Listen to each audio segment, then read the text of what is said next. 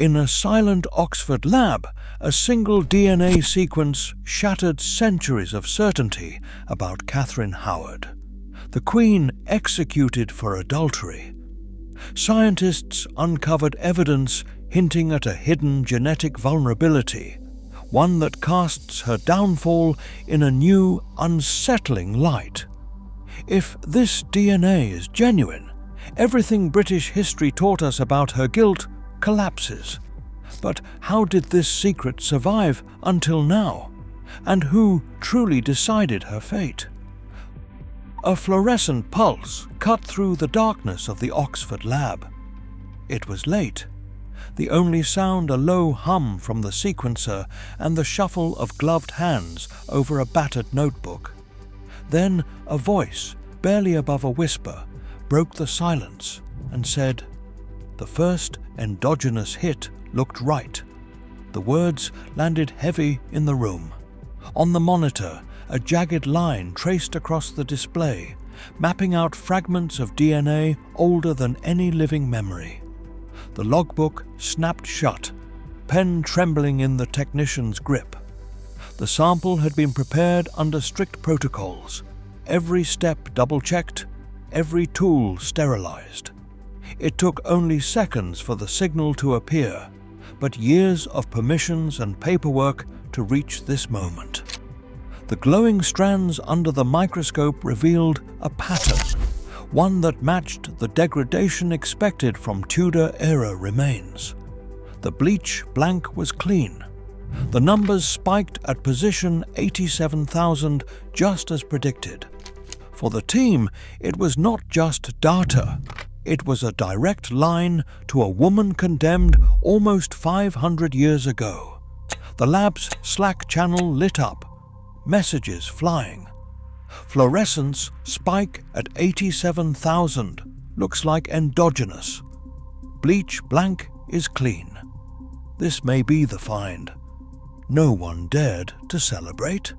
The consequences of a mistake would ripple far beyond the lab. A single misstep, a contaminant, a mislabeled tube could unravel everything. But for that instant, the evidence felt undeniable. The first real trace, the possibility that, for the first time, Katherine Howard's own DNA had spoken.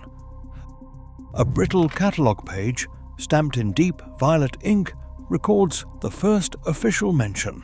A fragmentary bone, accessioned under number 1877.41, entered the museum collection during the Victorian restoration of the Tower Chapel. Decades later, a faded logbook from the Royal College of Surgeons lists a transfer. The item described only as female Tudor Tower provenance, with the same accession code, initialed by a curator whose signature is now almost illegible. No single document stands alone. The trail weaves through handwritten ledgers, typed inventories, and digital scans, each cross-referenced against the Tower Burial Register. The register itself, kept since the late 16th century, offers only a terse entry for the 1540s. Several unnamed women buried after execution, location unmarked. Modern protocols demand more. Before a single sample left museum storage, ethics approvals spanned 3 institutions: historic royal palaces, the Church of England, and Oxford Human Research Board.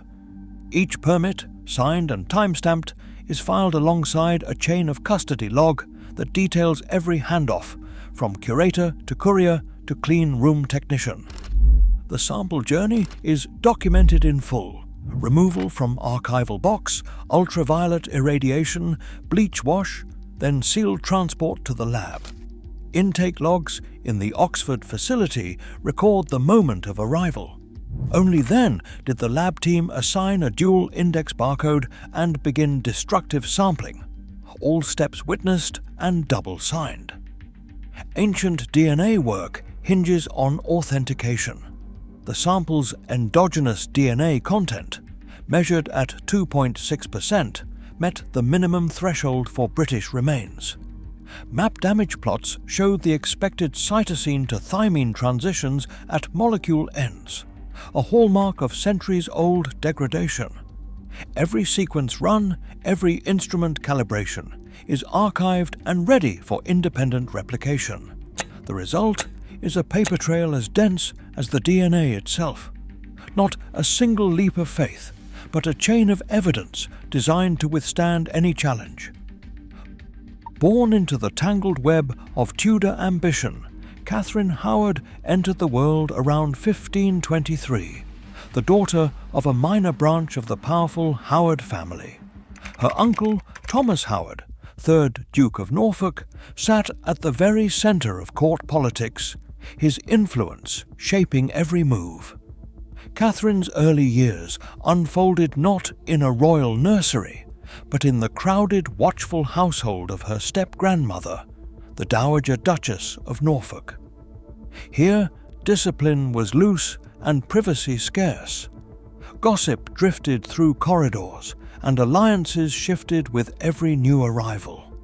As a teenager, Katherine formed a bond with Francis Derham, a secretary in the Duchess's house. Their relationship, part flirtation, part promise, would later be twisted into evidence against her. When she arrived at Henry VIII's court, still barely out of girlhood, she caught the king's eye. He was nearly 30 years her senior, and his need for a young, fertile bride was matched only by his hunger for loyalty. Their marriage in 1540 brought her dazzling jewels and a place at the heart of power, but also a court pulsing with intrigue and danger. Rumours began almost at once. Whispers linked Katherine to Thomas Culpeper, a favoured gentleman of the King's Chamber. Secret meetings, intercepted letters, and the jealous watchfulness of courtiers all fed the fire. By late 1541, accusations of adultery reached the Privy Council.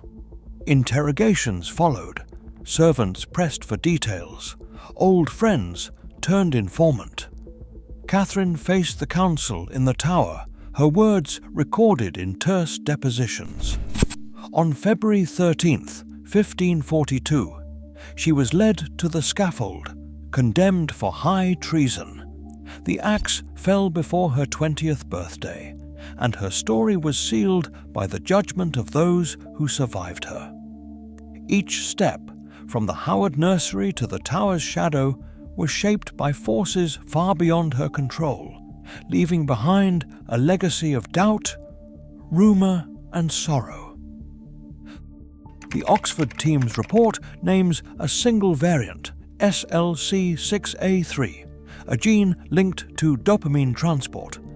In the preprint, the researchers describe a rare single nucleotide polymorphism at this locus, one known in clinical settings to influence physical resilience, impulse control, and hormonal balance. Their summary, written in the cautious language of genetics, lists a triad of possible effects: increased physical fragility, cognitive impulsivity, and irregular hormone cycles. The team draws parallels to modern cases where this variant produces symptoms that might be mistaken for recklessness or instability. The data are precise. SLC6A3 C.941A to G RS283 63170. Observed at 8 times coverage. Statistical confidence 72%, contamination estimate 2.4%. They reference clinical literature, noting that carriers sometimes show emotional lability or risk-taking, but also periods of exhaustion and illness. Those are traits that echo, at least superficially, the scattered court records describing Katherine as lively, impulsive, and occasionally unwell. Yet the Oxford scientists stop short of direct diagnosis. They emphasize that phenotypic expression in the 16th century remains speculative. A historian cautions that no gene explains a life. Behavior is shaped by circumstance, culture, and power as much as biology. The suggestion of a genetic vulnerability raises uncomfortable questions. Was Katherine's so-called moral failing, as chronicled by her enemies, actually a symptom of something written in her DNA? Or does this reading risk excusing the machinery of Tudor justice by shifting blame from politics to biology? The evidence invites scrutiny, not certainty. Requests for independent verification began almost immediately. Ancient DNA specialists from Copenhagen, Leipzig, and London issued public statements and pressed Oxford to release their raw sequence files in FASTQ and VCF formats for external review. No peer-reviewed article had appeared, only a preprint circulated in closed academic forums. Without open data, other labs could not confirm the variant or rule out contamination. Weeks passed. Replication requests went unanswered. The absence of published protocols and sample accession details left forensic geneticists frustrated. Some turned to official channels, filing Freedom of Information requests with Oxford Research Office and the historic royal palaces, citing the need for transparency in human remains research. The scientific community's message was clear. Until the full dataset and lab notes are released, no claim about Katherine Howard's DNA can stand as fact. The pressure for disclosure grew louder, with calls for accountability echoing across journals and conference panels. Inside the walls of the Tower Chapel, every decision about human remains passes through layers of authority. The Church of England holds final say over exhumations, weighing each request against centuries of doctrine about the sanctity of the dead. Historic royal palaces, as custodians of the site, enforce strict protocols. No sample can be removed and no analysis begun without signed approvals from both ecclesiastical and secular boards. Even destructive sampling for DNA, removing a fragment of bone never to be replaced, requires a consensus from clergy, curators, and scientists. Minutes from these meetings reveal deep unease. Some clergy warn that disturbing royal graves risks reopening old wounds, while curators insist on the necessity of science for public understanding. For now, every finding remains provisional, each step undertaken with the knowledge that the past is not just data to be mined, but a legacy to be protected. Today, DNA technology keeps rewriting the past, yet facts remain hostage to what evidence survives. In the absence of real genetic proof, rumor still shapes royal history. Sometimes the stories we want most to believe reveal more about us than the truth ever could.